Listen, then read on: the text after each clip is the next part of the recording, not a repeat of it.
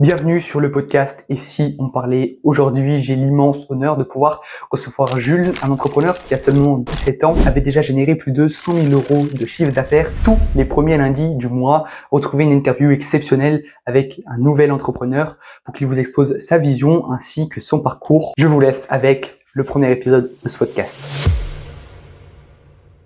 Comment tu vas aujourd'hui, Jules ? Écoute, ça va nickel, ravi de pouvoir échanger. C'est toujours un plaisir de pouvoir faire des podcasts, ça fait un peu de contenu, ça fait aussi rencontrer les gens, donc c'est toujours top. Et puis en plus, tu as l'air un peu jeune, donc c'est cool d'échanger avec des gens de notre âge, quoi. Ouais, c'est vrai, c'est cool de pouvoir discuter entre nous. On va commencer avec la première question. T'as commencé super jeune, à environ 15-16 ans, je crois. C'est quoi le tout premier moment où t'as su que t'étais pas fait pour le chemin classique? Ouais, alors, si tu veux, au tout début, euh, je me suis dit, ok, les études, j'ai jamais trop aimé, l'école, j'ai jamais trop aimé, étudier, j'ai jamais trop aimé, mais je me suis dit que pour réussir dans le business, pour réussir dans la vie en général, fallait quand même des études parce que je connaissais personne à l'époque qui avait réussi sans études. Mais tout a changé le jour où, en fait, avec un groupe de potes, il y a un mec, celui qui parlait le moins, donc c'était un groupe Snap à l'époque où on disait à chaque fois pour se connecter, qui est pour un Minecraft, qui est pour un Fortnite, etc. Et lui, il était jamais trop là-dedans, mais à un moment dans le groupe, là, je me souviens très bien, j'étais en vacances. Et j'étais sur mon lit en train de scroll sur TikTok et là je reçois une notif de ce gars en question justement. Donc là ça m'intrigue. Je check ce qu'il a envoyé et là c'était un screen de son compte crypto ou je sais pas trop quoi. Et il y avait écrit plus 30 000 dollars dessus. Et donc là forcément on avait 14 ans, 13 ans même à l'époque. Donc on le croit pas du tout. On lui dit que c'est quoi ça, c'est n'importe quoi, c'est pas à lui, etc. Mais petit à petit il commençait à de plus en plus acheter des trucs, etc. Et le jour où là j'ai vraiment eu le déclic, où je me suis dit que si lui peut le faire, moi aussi, c'est quand c'était l'anniversaire de son meilleur pote, où je fais comme tout le monde, il arrive, il le check, ouais, bon anniversaire mec. Euh, il ouvre son sac, met sa main dedans, il cherche un peu, et là il ressort un iPhone, et lui dit, tiens mec, bon anniversaire. Et c'était le dernier iPhone, tu vois, donc à l'époque, on avait 13 ans, et il offre le dernier iPhone à son meilleur pote pour son anniversaire, et donc c'est là où je me suis dit, ok, le mec est vraiment ultra chaud, il a compris un truc que j'ai pas compris, et à partir de là, bah, je lui ai posé full question, comment est-ce qu'il a fait, qu'est-ce qu'il fait, comment il a pu développer ça, et c'est là où j'ai vraiment eu le déclic de me dire, ok, en fait, c'est possible. Travailler pour quelqu'un, j'aime pas. Faire des études, j'aime pas. Gagner 1 200 euros, enfin 1 800, je sais pas trop c'est quoi le SMIC, mais euh, ça m'intéresse pas. Donc, moi, je veux faire plus, je veux faire comme lui. À partir de là, j'ai suivi le schéma un peu classique. Tu regardes sur YouTube comment devenir riche et tu testes un peu des business par-ci par-là, quoi. Ok, et du coup, forcément, t'as dû en parler à tes proches. Comment ils ont réagi quand tu leur dis à 15-16 ans que tu veux monter ton propre business, que tu veux devenir entrepreneur, alors que t'es quand même assez jeune? Euh, au début, au début, comment ça s'est passé, c'est que je faisais ça un peu secrètement, tu vois. Je voulais surtout pas dépenser, je voulais surtout pas investir, surtout pas qu'ils sachent, parce que pour moi, la voie pour réussir, c'était les études et les études first. Et je pensais que mes parents étaient exactement pareils et que s'ils voyaient que je lançais un business, ils allaient dire que ouais, ça va te déconcentrer, tu vas plus être focus, etc. Donc je faisais ça un peu dans le secret. Euh, Jusqu'au jour où j'en ai eu marre, quoi. Parce que pendant 1 an et demi, j'ai tenté de lancer des business. J'en ai testé vraiment plein, hein, print on demand, affiliation, crypto, NFT. euh, Tout ce que tu peux imaginer, je l'ai testé pendant pas forcément longtemps, mais je l'ai essayé et ça marchait pas. Donc j'en ai eu marre. Je me suis dit, ok, let's go. Bah, quitte à tout tenter, je prends une formation. Et donc là, forcément, une formation, c'était la formation de Jomi à 1500 euros. Donc je pouvais pas le faire de ma poche déjà, parce que bah, j'avais pas la somme. Et en plus, parce que 1500 euros, ça se serait vu et bah, il m'aurait tué, tout simplement. Donc je demande à mon père, ouais, est-ce que c'est possible d'acheter la formation? À ce moment-là, il était minuit parce que c'était la suite à une conférence qu'ils avaient fait, donc tu sais, pour faire jouer le Fear of Missing Out, le FOMO, bah, il dit ouais, dépêchez-vous, il reste plus que quelques places, machin et tout. Et donc moi, je vais réveiller mon père à minuit pour qu'il m'achète la formation. Bien sûr, j'en ai payé une partie, mais pour qu'on achète la formation. Et je lui ai dit ouais, c'est pour se lancer dans le business. Moi, c'est un truc qui m'intéresse vraiment beaucoup et ce sera toujours mieux dépensé que mettre ça dans des V-Bucks Fortnite ou je sais pas quoi. Donc, voilà, de ce côté-là, il était un peu OK. Et en plus, lui aussi était avait son entreprise, était dirigeant, donc il comprend un peu comment ça se passe. Et donc, j'achète la formation et un mois plus tard, je fais mon premier client, 380 € par mois. 2 semaines pardon, plus tard, je fais le deuxième client. 3 semaines plus tard, le troisième client. Et au final, je me suis retrouvé, alors que ça faisait 1 an et demi que j'essayais de lancer des business, à 6 mois après avoir acheté la formation, à gagner plus que mes profs, quoi. Donc là, ils se sont dit, OK, il a vraiment compris un truc. Et en plus, j'aimais vraiment ça, quoi. Je travaillais, je rentrais des cours, je faisais que ça. J'étais à fond là-dedans. J'étais trop hype quand j'en parlais. Donc, ils m'ont soutenu à fond là-dedans. Et petit à petit, quand j'ai commencé à gagner vraiment, vraiment beaucoup, eux aussi, même si normalement les parents n'ont pas le discours là, ils étaient en mode fais pas d'études, quoi, ça sert à rien. Ouais, c'est vrai que tu as eu des parents quand même assez cool. Moi, pour le coup, c'est à peu près la même vision. Mes parents, ils ont à peu près la même vision du côté business, entrepreneurial. Ils me suivent quand même dans tous mes délires, on va dire. Mais c'est vrai que pour certains, c'est plus compliqué, tu vois. Moi, j'ai un très bon ami à moi. Lui, ses parents, ils sont pas du tout dans cet arc business, entrepreneurial. Du coup, c'est vrai que pour lui, c'est plus compliqué parce que tu as besoin de l'accord de tes parents pour lancer quelque chose finalement. Ouais, ouais, 100%. 100%. Là, de ce côté-là, c'est sûr que j'ai eu de la chance parce que même je serais allé beaucoup moins vite. Déjà, niveau fiscalité, en France, c'est tellement galère de faire des trucs dans les règles que s'il n'y avait pas eu mon père, clairement, je serais en prison, je pense, à l'heure là, parce que j'aurais fait n'importe quoi. Et juste le frein là, ça montre que, enfin, je suis pas là pour critiquer la France ou quoi, mais c'est tellement compliqué à faire. Et on se fait en plus de ça, on se fait tellement taxer que ça motive pas du tout, quoi. La première barrière à l'entrée, c'est ça, et on se dit, waouh, je suis pas comptable, moi, je suis entrepreneur, je fais des sites web, je fais pas des factures. Ok, et du coup, c'est quoi ta vision finale derrière tout ça? Est-ce que tu as déjà des idées claires ou tu avances un peu au feeling? Si ça marche, ça marche. Si ça marche pas, tu essayes quelque chose d'autre, mais tu as quand même des objectifs en vue que tu as envie de concrétiser? Ouais, j'ai eu plusieurs objectifs. Au tout début, c'est sûr que les objectifs, c'était un peu comme tout le monde, faire 10 000 € par mois. Je sais pas, avant 30 ans ou je sais pas quoi. Au final, je les ai fait à 16 ans. Donc, les objectifs ont été un peu revus à la hausse. Ensuite, objectif, c'était quoi? C'était vraiment scaler, avoir une agence.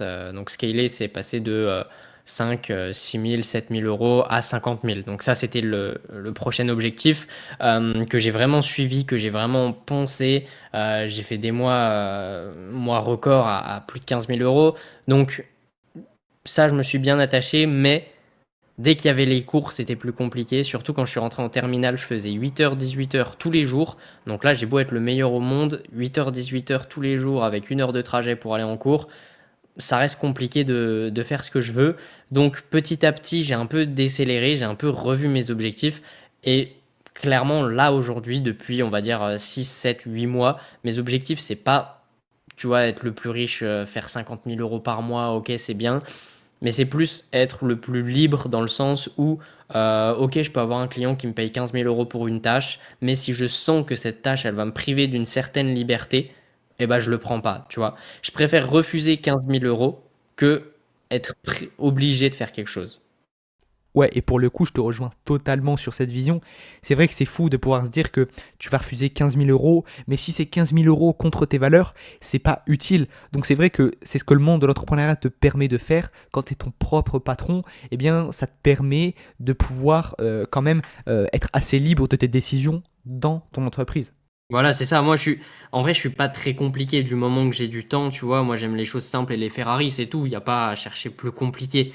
Tu me donnes du temps, tu me donnes de l'argent. Enfin, tu me donnes de l'argent. Je travaille pour l'avoir, bien sûr, parce que ça aussi, ça me fait kiffer. Tu vois, là où, dans un emploi classique, mais je m'en fous. Enfin, je préfère être SDF qu'un emploi classique parce que je trouve ça plus fun. Je suis pas dans une optique de kiffer le résultat, mais vraiment dans une optique de kiffer le processus. Et ça fait toute la différence. Hein, si tu regardes n'importe quel mec qui est successful, que je sais pas, que ce soit un sportif, tu trouveras aucun sportif de haut niveau qui aime pas son sport et qui a juste une discipline de ouf. Tu trouveras aucun entrepreneur milliardaire qui aime pas ce qu'il fait. Bah, moi, je suis exactement dans cette situation-là. Je suis 80% sur le kiff de ce que je fais et 20% sur le revenu que ça me rapporte, quoi. Ouais, et pour le coup, je te rejoins encore une fois totalement sur cette vision du monde de l'entrepreneuriat et même dans la vision de la vie que tu as. Quand j'ai commencé à m'intéresser au monde de l'entrepreneuriat, j'ai eu pas mal de discord avec mes parents parce que moi, je voulais simplement faire rentrer du cash, mais j'avais pas vraiment de storytelling autour de pourquoi je voulais faire rentrer de l'argent. Et ça a été pas mal de conflits. Et au final, j'ai compris que je devais pas renier mes valeurs pour faire rentrer du cash, que je devais faire quelque chose qui pourrait aider les gens, mais qui moi-même m'animait, et que si je donnais plus de valeur dedans, eh bien j'aurais plus de personnes qui vont adhérer à mon contenu et à mon business. Et c'est vrai qu'à l'heure actuelle, il y a un business qui explose sur les réseaux sociaux parce qu'il y a une grosse campagne de marketing dessus, mais du coup c'est un business où il faut quand même renier pas mal ses valeurs. Et pour le coup, 15 000 euros chez certaines personnes, ça ne les dérange pas de faire ce business. Donc, je trouve ça un peu dommage. Donc, évitez de renier vos valeurs pour du cash, quoi. Ouais, 1000%. 1000%. Et c'est ça aussi. Bon, je sais pas si toi, ce que tu fais exactement comme business, mais tous les gars qui déjà font de l'OFM, tu vois, je me dis, ok, mais toi, tu vas aller où dans la vie, en fait? Les mecs, je sais pas, comme Keo. Après, Keo, c'est différent parce que lui, il fait aussi beaucoup sur son storytelling. Mais Anthony Sirius, lui, il est vraiment. Enfin, je trouve, il est juste débile, quoi.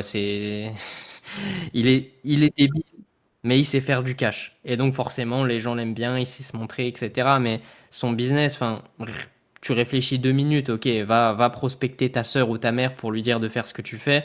Voilà, enfin, si t'as un minimum de respect pour les, pour les humains, pour toi, tu fais pas ça. Enfin, tout le monde est libre de faire ce qu'il veut, mais il y a des limites. 100%, 100%, t'as totalement raison. C'est vrai que pour le coup, c'était l'OFM que je visais dans ma première partie de réponse. Et là, je te rejoins à 100%. C'est vrai que ça parle aux très très jeunes. Keo, Anthony Sirius en parlent très très bien, font de très belles vidéos. Mais pour le coup, ça parle du coup aux très très jeunes. Et ce qui est dommage, c'est que c'est les entrepreneurs de demain. Et le problème, c'est que eux vont penser que imprimer du cash, faire 15 000 euros, c'est aussi simple que ça. Alors que toi, tu vois, tu te permets de refuser un client à 15 000 euros parce que c'est pas contre tes valeurs, mais que t'as pas l'envie d'y laisser trop de temps, trop d'énergie et tout ça. Et c'est vrai qu'il y a plein d'autres business qui sont géniales. Il y a le monde du e-com, du dropshipping. Ça, tu peux retrouver plein de vidéos sur Internet. Et puis, on va parler du coup de ton business à toi. C'est quoi aujourd'hui ta principale source de revenus? Si tu veux, moi aujourd'hui j'ai beaucoup d'offres parce que petit à petit je me suis un peu éparpillé. C'est pas ce qu'il faut faire, mais encore une fois, moi je suis dans une optique de fun, pas une optique de rentabilité à tout prix. Donc là j'ai 2 offres phares qui marchent ultra bien.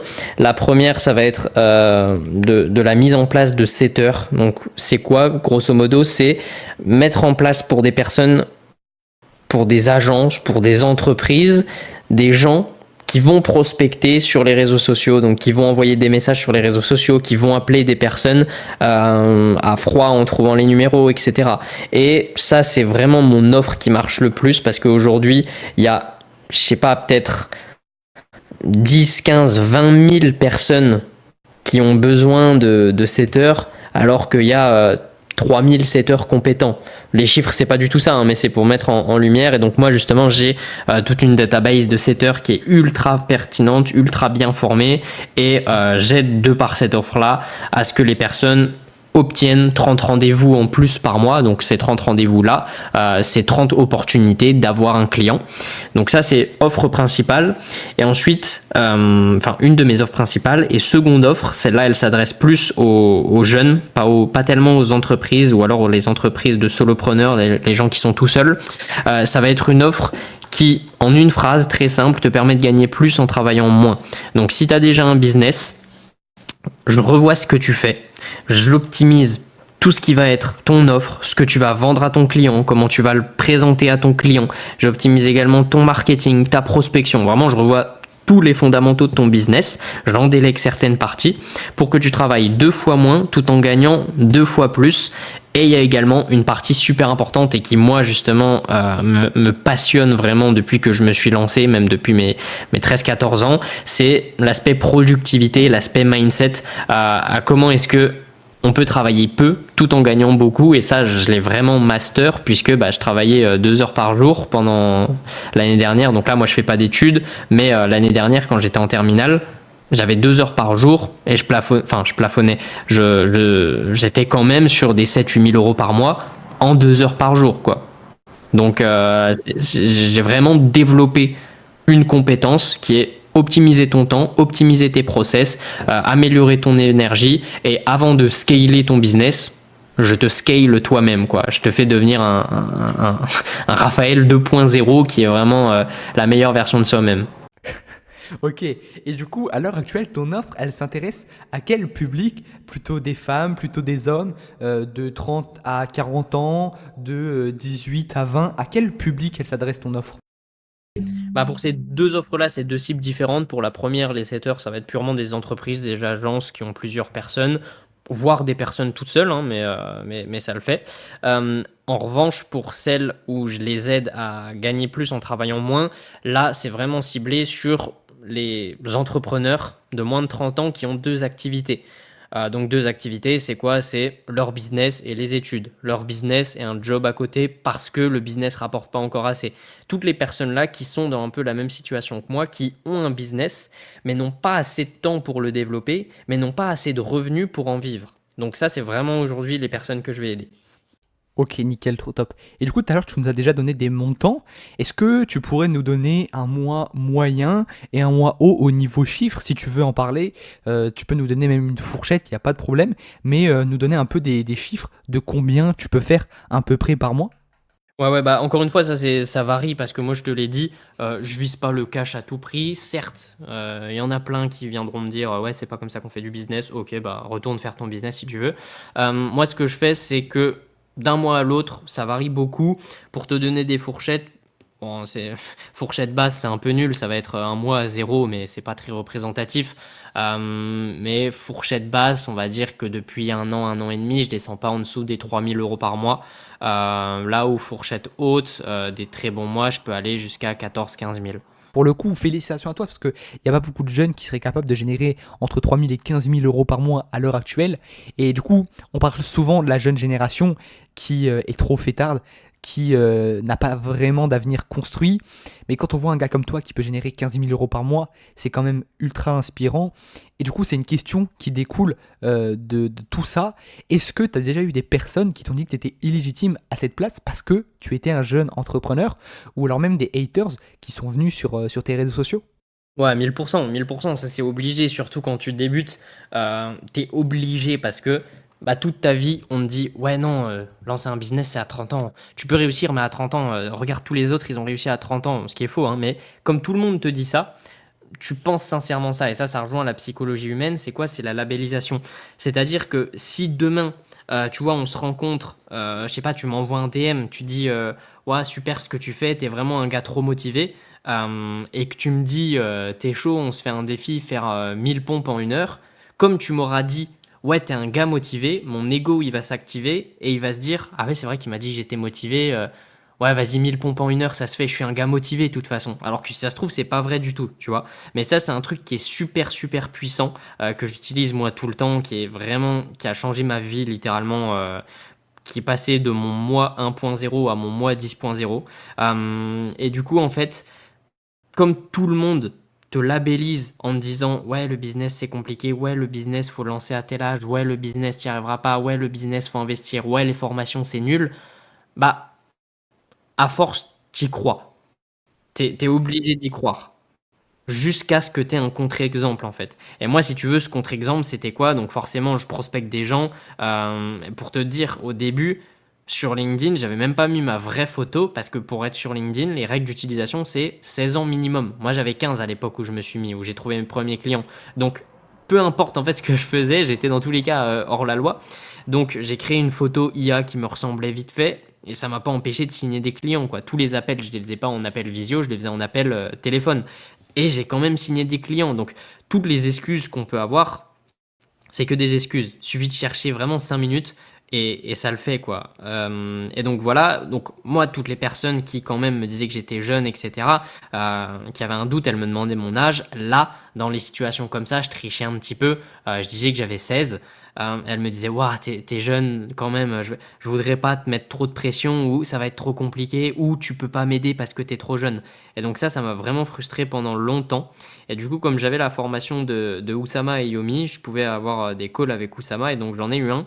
Je lui ai dit: «Ouais, comment je fais pour résoudre cette problématique-là?» Il m'a dit: «OK, super simple. Arrête de te définir par les gens qui t'aiment pas et commence à te définir par les gens qui aiment ce que tu fais et qui respectent ce que tu fais».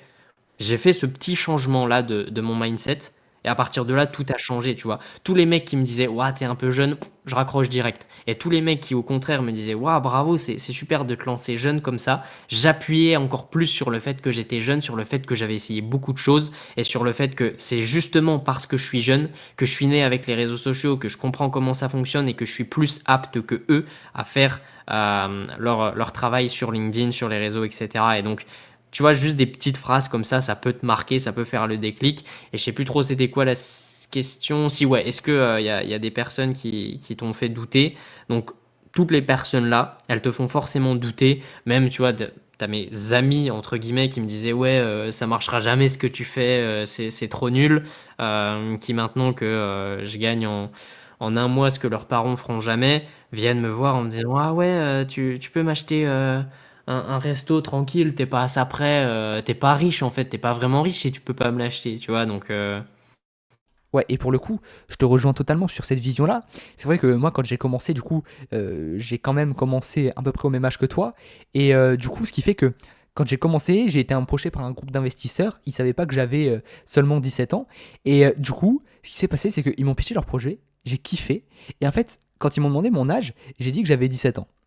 Et le truc, c'est qu'ils ont un peu tiqué, et au final, c'est hyper bien passé, parce qu'en fait, ils se sont rendus compte que en fait, j'avais la tête sur les épaules, je savais ce que je voulais dans la vie, et que du coup, en fait, je pouvais vraiment travailler avec eux. Et c'est devenu des très bons potes. Et en fait, j'ai fait plusieurs appels comme ça, et à chaque personne que j'ai rencontrée, ils étaient en mode ah ouais, mais t'es super jeune, et c'est ultra stylé, t'as une bonne vision et tout ça. Et avoir ce côté avec des personnes qui sont, on va dire, tes mentors, c'est ultra utile. Et franchement, je trouve ça hyper kiffant, quoi.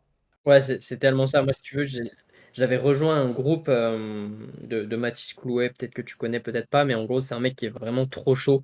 Ah, il fait 200 000 euros par mois à 20 ans et c'est vraiment un écosystème où tous les gens qui sont dedans sont assez jeunes, sont assez dynamiques. Et moi, c'est vraiment ce qui m'a fait passer de 1000, 1200 par mois à ce que je fais à l'heure actuelle. Et donc, en fait, toutes les personnes qui sont dedans,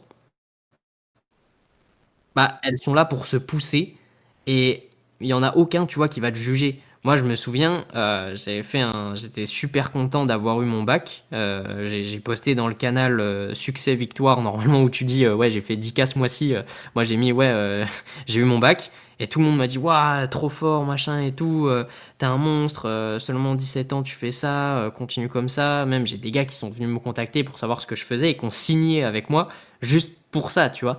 Et donc, avoir un bon environnement, c'est trop, trop, trop, trop, trop important pour performer, quoi. Faut pas que ce soit une excuse de j'ai pas un bon environnement, je peux pas réussir. Mais si tu as un bon environnement, ce sera 15 à 20 fois plus simple de réussir. Ok. Et du coup, là, à l'heure actuelle, est-ce que tu as des sources d'investissement, que ce soit dans des formations, dans de la délégation, dans des pubs, dans des assets, dans des investissements en bourse, en crypto? Un peu, parce que forcément on est obligé de réinvestir et c'est important, mais beaucoup moins parce que si tu veux, là l'objectif c'est quoi? C'est encore une fois d'avoir un business qui tourne, mais c'est surtout d'avoir du fun. Donc là ce que je fais c'est principalement économiser parce que bah, j'ai juste rien à acheter, donc ça sert à rien de dépenser pour dépenser. Et en revanche, réinvestir dans des monteurs parce que le contenu c'est trop important. Donc que ça soit pour moi pour faire des vlogs un peu vlogs de filles. Mais business, tu vois, où je parle de ma vie, mais je parle de business, dans des monteurs vidéo pour du Insta, des vidéos un peu plus poussées, ou tout simplement réinvestir dans du content aussi. Donc, je sais pas, je loue une Porsche et puis je fais des photos dedans, tu vois. Ça paraît débile, mais ça instaure une crédibilité que les gens aiment bien. Et parfois, tu as des gens qui vont acheter chez toi parce que tu as une Porsche et pas parce que tous les clients que tu as accompagnés, tu as 100% de satisfaction et qu'en moyenne, ils ont gagné 5 000 € de plus, tu vois. Donc, bah, c'est pour ça que Anthony Sirius, il marche tellement bien, que Keo, il marche tellement bien parce que ils ont des grosses voitures, ils ont de l'argent et les gens n'ont rien à faire de ce qu'ils vendent. Mais ils veulent le même lifestyle que eux, mais ils sont pas prêts à fournir les efforts et leur formation, elle pue quoi au final.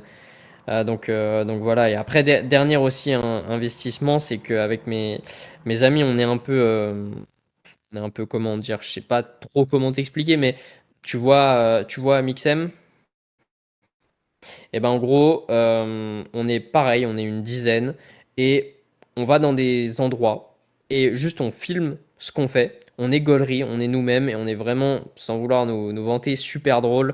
Donc je réinvestis aussi dans des monteurs, parce que forcément, tous mes amis sont en école, ils font des études, machin et tout. Moi, j'ai tout le temps que je veux, entre guillemets, puisque j'ai pas d'horaire fixe.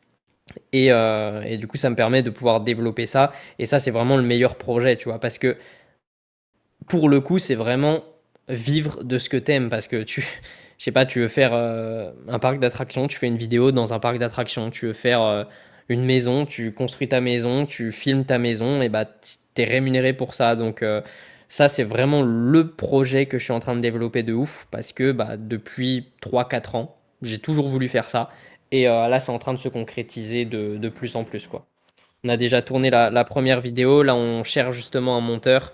Mais comme c'est la seule dépense, entre guillemets, qu'il faut faire, bah, il faut aussi pouvoir l'assumer. Parce que du montage sur des grosses vidéos comme on a pu tourner, ça tape vite fait dans les 1 000 1 500 € par vidéo, quoi. Ok, top. Et du coup, où est-ce que tu te vois dans 10, 15, 20 ans? Est-ce que tu te vois encore continuer le même business, être dans le monde de l'entrepreneuriat, avoir changé drastiquement de milieu de vie? Où est-ce que tu penses être un peu? Je pense que c'est compliqué à me projeter, j'ai jamais trop su. Et puis en plus, je suis quelqu'un qui. Enfin, je pense que tout le monde a des envies qui changent très vite, mais tout le monde n'a pas le moyen de les assouvir parce que bah, elles sont engagées dans des contrats, dans des CDI, elles n'ont pas les thunes de le faire, elles n'ont pas le temps pour le faire. Donc moi, je suis quelqu'un qui aime beaucoup changer. Donc, me voir dans le business dans 15 ans, oui, ça, 100% c'est sûr. Maintenant, dans ce business-là, à 90% sûr que ce sera pas ça, parce qu'en plus le business ça bouge très très vite, donc je suis sûr que ce sera différent. Et moi, si tu veux, tu vois, les deux principaux business que je veux avoir, c'est principalement lié à mon image. Là, tu vois, Yomi Denzel, peu importe ce qu'il fait, les gens vont acheter parce que c'est Yomi Denzel qui a fait. Donc même si c'est tout pourri, même si c'est nul, même si... Voilà, moi l'objectif là c'est de développer petit à petit tout ça. Et puis forcément pour le développer, bah, faut créer du contenu. Donc limite en fait devenir un peu créateur de contenu business, même si c'est pas trop ça. Mais faire vraiment création de contenu sur ce qui me plaît, ça c'est sûr que je le ferai parce que bah, en fait c'est juste un cheat code quoi. Si tu arrives à bien packager tout ça, juste tu vis ta vie.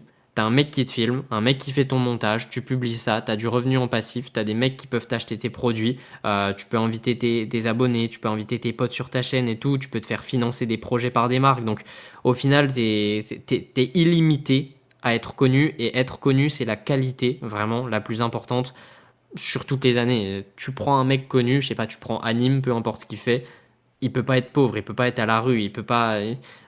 Peu importe ce qu'ils vendent, je sais pas, une chaussette sur eBay, il peut la vendre 150 balles. Pourquoi? Parce que c'est associé à son image, parce qu'il a de la fame, parce que les gens l'aiment bien. Ok, nickel, top. On arrive à la fin de ce podcast, mais j'ai encore une dernière question à te poser. Est-ce que tu aurais un conseil à donner à nos jeunes entrepreneurs, une pensée qui t'a permis, toi, de devenir la personne que tu es à l'heure actuelle? C'est toujours un peu la question compliquée, parce qu'il y a tellement de choses. Mais je pense que euh, la chose qui a vraiment le plus changé ma vie, je te l'avais déjà dit un peu avant, mais c'est la labellisation. Ça paraît bête, mais tu vois, le fait de se dire que tout est influencé par tes croyances. C'est-à-dire que si tu crois que tu es nul en business, eh ben, tu vas pas faire les efforts. Je vais prendre un exemple qui est plus parlant. Euh, Si tu crois que tu sais pas courir parce que, je sais pas, t'as pas de souffle ou je sais pas trop quoi. Si tu crois que tu sais pas courir, tu vas jamais t'entraîner à courir parce que ça va te démotiver. Parce que quand tu t'entraînes à courir avec des gens, ils te mettent tous 3 tours de terrain, de stade, et toi t'es derrière, tu galères, et du coup tu crois encore plus que tu sais pas courir. Donc tu vas encore moins t'entraîner. Donc tu vas encore moins savoir courir. Et tout ça, c'est un cercle vicieux qui fait que bah on s'améliore jamais. Alors qu'à l'inverse, si tu crois que tu sais courir, tu vas courir. Et quand tu vois qu'il y a quelqu'un qui te rattrape, tu sais que tu sais courir et donc tu vas te donner un peu plus pour pas qu'il te rattrape. Donc le résultat, c'est que tu vas finir avant lui le tour de terrain. Et donc ta croyance, elle sera renforcée sur le fait que tu sais courir. Donc tu vas t'entraîner 2 fois plus. Et quand tu t'entraînes, tu vas kiffer ça. Donc si tu aimes ça, eh ben, tu vas le faire avec plus d'intensité, tu vas le faire plus souvent, tu vas le faire plus facilement. Donc tu vas devenir meilleur puisque tu t'entraînes plus, etc., etc. Et en business et en tout, c'est exactement pareil. Tu vois, tu prends un objet et tu le développes. Et avec Merci à cet toi, Jules. effet-là, bah, tu deviens un monstre dans tout, quoi. Yes, pas de souci. N'hésitez pas à aller checker en description. Vous pouvez retrouver tous les liens de Jules. C'est 100% authentique, 100% valeur. Nous, on se dit à bientôt pour un nouvel épisode du podcast.